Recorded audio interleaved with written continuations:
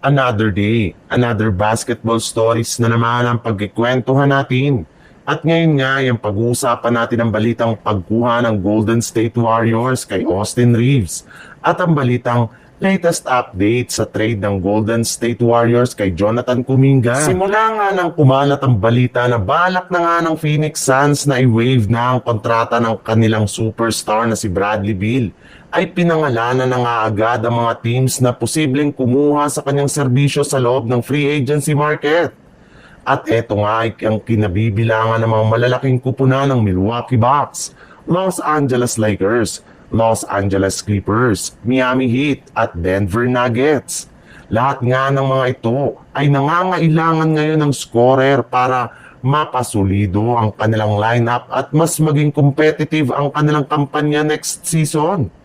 Pero ayon nga sa ibinulgar ng isang NBA insider, mismong si Bradley Beal na nga naman nga ang nagsabi na gusto nga daw nito na sumali at maglaro sa kahit anumang kupunan, sa Los Angeles Lakers man o sa Clippers. Sa madaling salita, mukhang kailangan na nga ng dalawang ito ng pagandahan ng offer kay Bradley Beal para makuha nila siya sa free agency market. Kahit man nga injury prone na si Beal, ay mapagkakatiwalaan pa rin nga ang kanyang scoring ability na siya nang nababagay sa isang championship contender. Kaya kailangan talaga na mag-double time ngayon si Pelinka para makuha lamang si Bradley Beal. Sa ibang balita naman, halos lahat ng mga kupunan sa NBA ay nakagawa ng move ngayong off-season. Maliban sa Golden State Warriors na hanggang ngayon ay nakatenga pa rin sa trade market at free agency market. Wala pa rin naman nga ditong magawa-gawang negosasyon at makuha ng mga bagong players.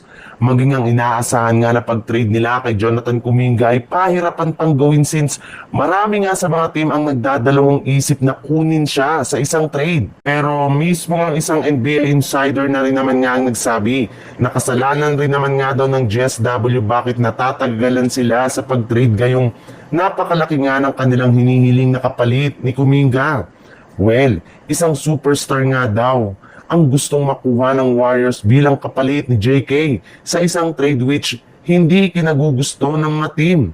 At habang hindi pa nakakagawa ng move at trade ang Warriors ngayong offseason, ay susubukan na muna daw nilang kunin si Bradley Beal sa free agency once na tuluyan na itong i-waive ng Phoenix Suns.